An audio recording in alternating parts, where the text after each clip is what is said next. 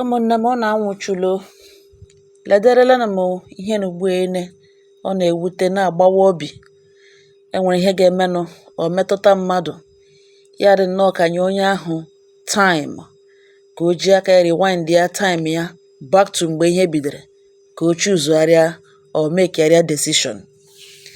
Ihe n'ugbu unu ga-awụ di na nwunye, ha alụọla, gbaa akwụkwọ, biri dịka di na nwunye. Obere nwa a nọ n'etiti ha wụ nwa ha abụọ mụrụ n'ime marriage, nwa nwunye mụrụ this man n'ime marriage. Nwoke na hụrụ nwunye n'anya too much, hụ nwa ya nwoke na n'anya too much, hụbiga ha oke. Ọ ya ka o gidere nwunye na nwoke ọzọ ka awụhụ kupukupu ọ na nwa mụmụmụ ọ na-ejikwere rumor. O gidere ya na nwoke ọzọ pant down. Ihe agbaa ya obi nchọ, ihe ewute ya sị mba. Na ọ bụrụ na ịhụnanya niile ya na-eji nwunye, ọ bụrụ ịhụnanya niile nwunye na-eme ka ọ hụrụ ya n'anya, ya ma na ọwa ego ya. Na ọ bụrụ na ọ ga-ekwe nwoke ọzọ emetụ ya aka, ka ya maragide mgbe ihe na obidoro bewe. From ịmara mgbe ihe na ebidoro ebe ya decide ịga mara ma nwa nwunye mụrụ ya ma ọkwa ya enwe. Ụmụnne m, ọ kpọrọla nwatakịrị gaa DNA test. Ya bụrụ na ọ wụhụ nwa ya, ya etie. O dilighị ya, the shock did ya too much. Ya slump daa nwụọ, onye nwụrụ anwụ nwụọ jụọ oyi. Na ụfọdụ sị na ọ nwụrụ ọnwụ ọjọọ na ọ dị stupid, ọ stupid man. Ụfọdụ sị na ihe ọ ga-eji anwụ na why ọ ga-eji ihe na ya gburu onwe ya, why ọ jiri mee ala within a hit ya this and that. Hello ụmụnne m, enwe onye ma nga mkpụrụ obi ya ha n'ike.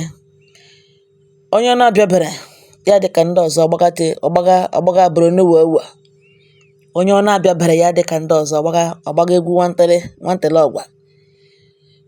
Na ihe ehitiri ya wụ na ọmaghị otu o si wee, ọmaghị otu ọ hụtaghị ya na ọ ga-eme.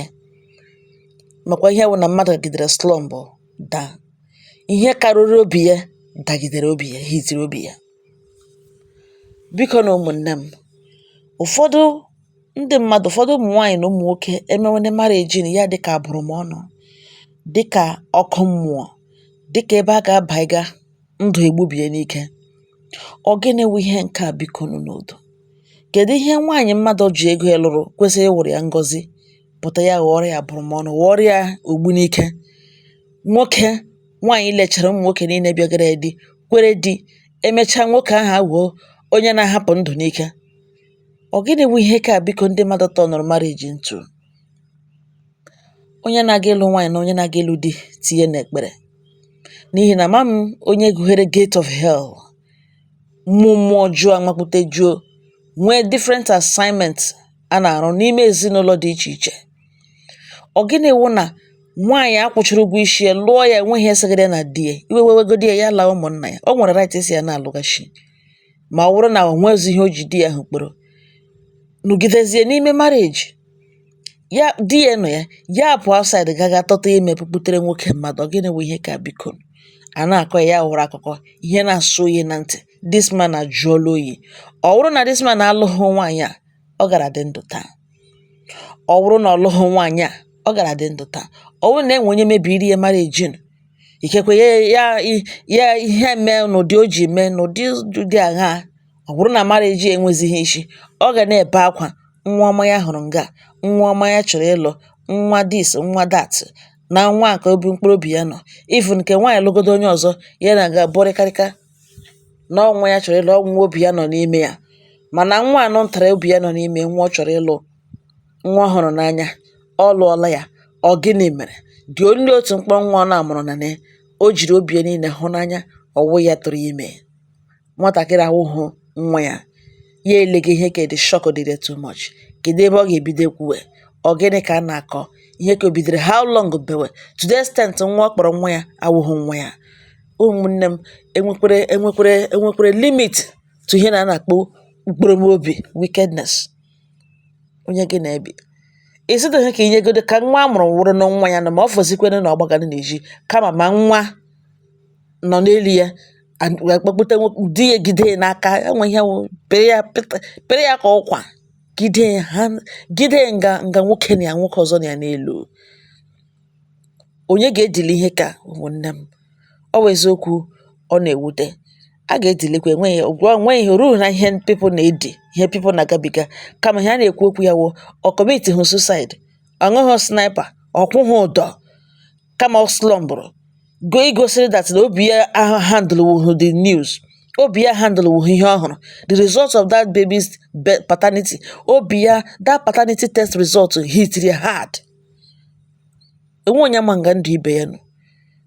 Unu ahụnanụ ugbu a na ọ ga-akpọrọ nwa kpegara na onye ya na ya abụọ kpọrọ ụmụ ya, the man agaghị reject nwa ya because ihe ha abụọ nọ n'ime ya, ọwa ala ha abụọ ọrụ ka together.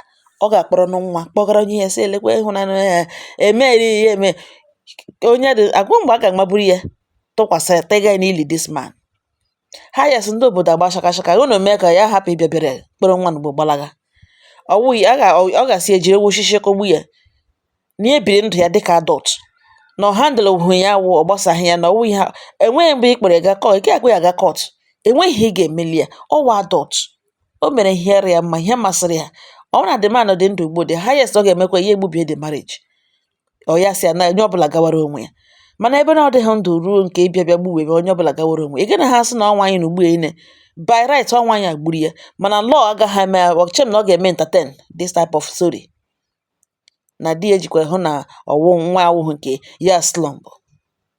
Ụmụnne m na-anọkwanụ biko n'udo, unu anọkwanụ biko unu anọkwanụ biko ihe ka enwe ha na-akụgide mgbe ụfọdụ akọcha ihe na ugbo dimkpa mmadụ nne na nna ya zụrụ ya efile na ya alụọla nwaanyị ya enwe na family not knowing that ndị na-alụbedo nwaanyị ka ya mma nga ọ nọ na-asụ oke okporo ka dị mma. Chai Chineke nna.